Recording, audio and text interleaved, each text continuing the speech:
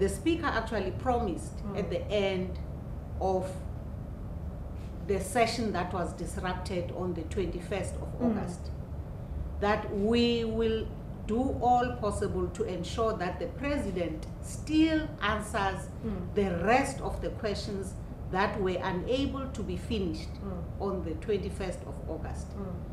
And we're saying, for us, that's a commitment we made. But it stands against the fact that that business actually, along with other business, lapsed. But we're saying we will take responsibility to engage with the presidency for those questions still to be given time so that the president can still answer them. The nature of the engagement is that which says, I would like, as Speaker, to make a commitment to engage with the presidency for extension of the usual time that is given by the president, so that on the first occasion, which is the 11th of March, he also answers the questions that were outstanding when the session was disrupted on the 21st of August. So yes, the session was disrupted, but I am saying we are willing to be reasonable and to say, can the president be patient and add the time during which he will stand and answer the questions. And knowing the president, he's not going to be unwilling. He was very concerned about not being able to finish those questions on that particular day, the 21st of August. So, Madam Speaker, just to round off this question, or part of the interview, you are confident that the president will acquiesce and will come and give that extra time? On the basis of knowing how keen he was on that very day. After having been disrupted, while he was waiting in his holding room, we went to him to suggest that perhaps it was time for him to consider going back to his office. The first thing he said was, what about the rest of the questions which I didn't get to? So we said, Mr. President, we don't think today is the day you will be able to finish off. So it was not on the part of the president to be unwilling to answer those questions. I can tell you that having personally interacted with him on that day. So I would imagine that he would continue to be open to answering those questions. Okay. That Parliament is a platform for our people to raise those issues, to raise any issues. But South Africa is an orderly place. South Africa and its parliament is an orderly, dignified, very clear, place where we are not anarchists. We don't just say on this occasion we'll do as we like, we'll address, we will, do all manner of unseemly things. We are saying this is our special day. This is one of a kind, once a year, coming together here in all organs of the state, in all three arms of the state, and we will be here quiet, dignified, listening to the State of the Nation address.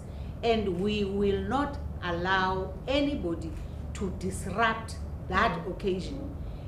A few days later, there is a joint sitting on 3 days where members of parliament from all parties are able to engage on the issues the president delivers during the address. On Tuesday and the Wednesday following, members of parliament raise all manner of queries. They raise all the issues that are of concern to them.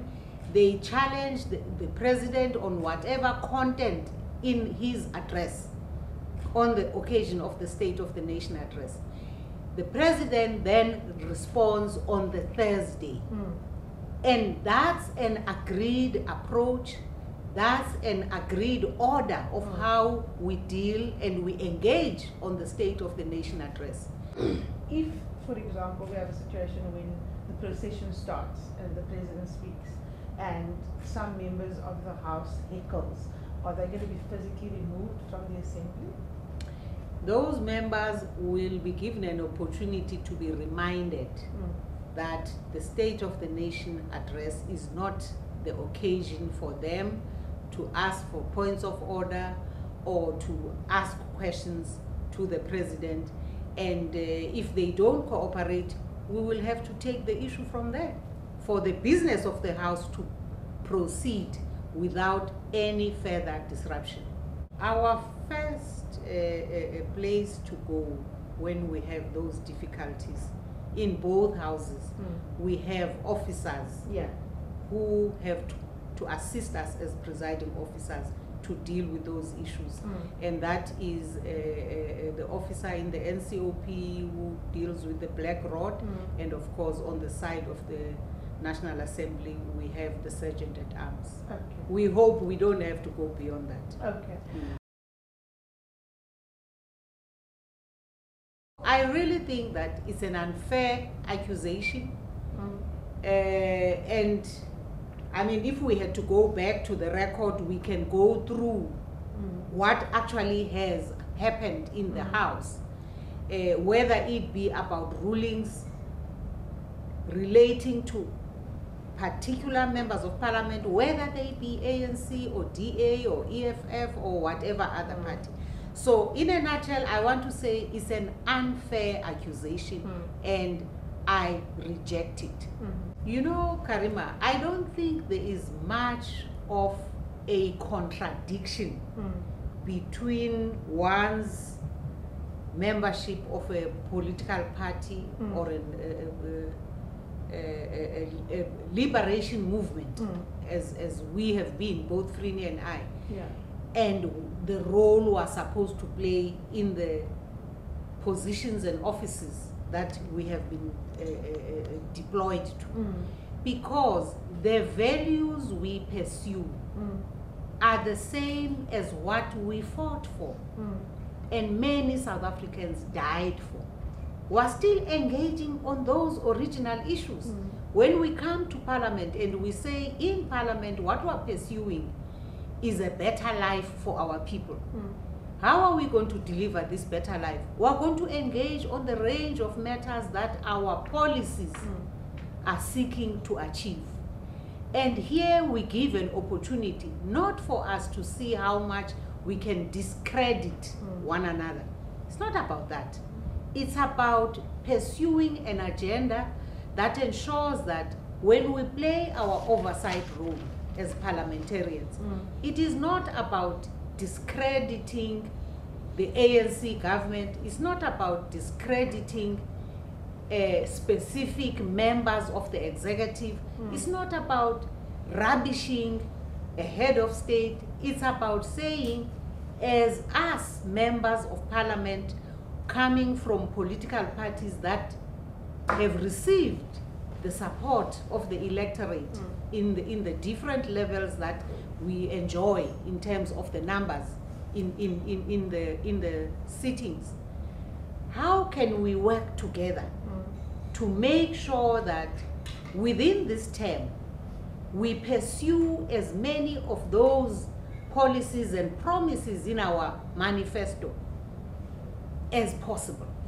So we want to make sure that the executive actually makes sure that those things are done on the ground.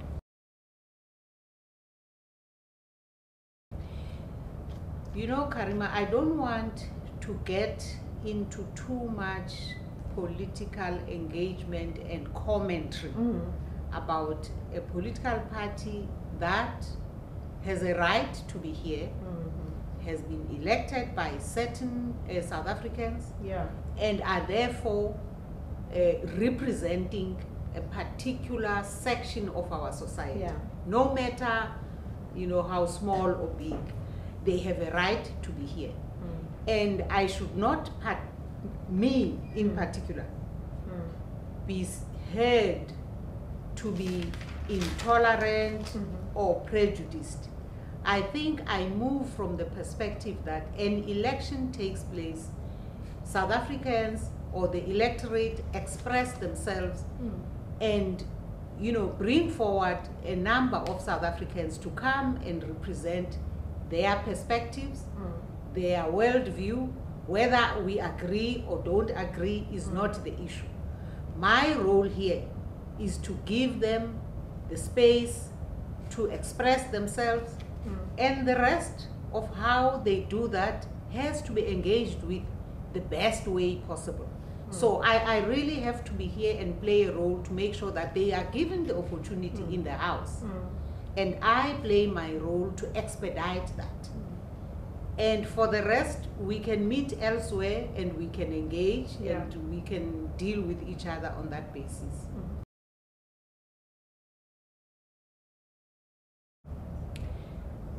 Karima, when I said I lost it, I was not saying I believe I was wrong. I was just saying to you candidly, on a particular occasion, I got upset because of the attitude, because of the gross misdemeanor in the House that members of a particular party adopted on a particular occasion, to a point of actually disrupting the business of the House. That's the part really for me that was most regrettable. That in fact we ended up having to say the House must be adjourned, and I just think that that is not correct. I don't think I did not have the skills or the ability to be patient. And in fact, I exercised everything at my disposal to try and bring the House back to order and for us to proceed with the business of the day. My reaching a point of being upset was after exhausting all of that. But I come into 2015 very open to everybody who comes with a constructive attitude and perspective.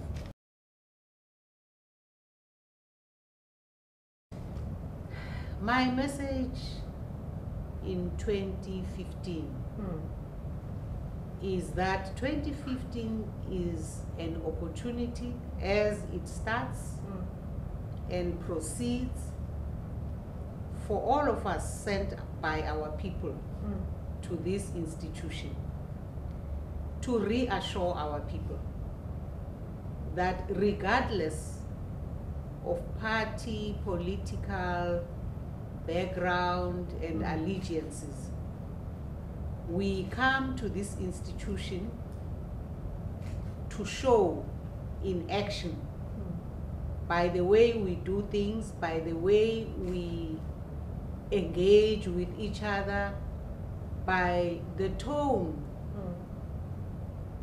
of approach to the work that we've come to do in Parliament, to focus on the issues that are most important to the citizens in our communities.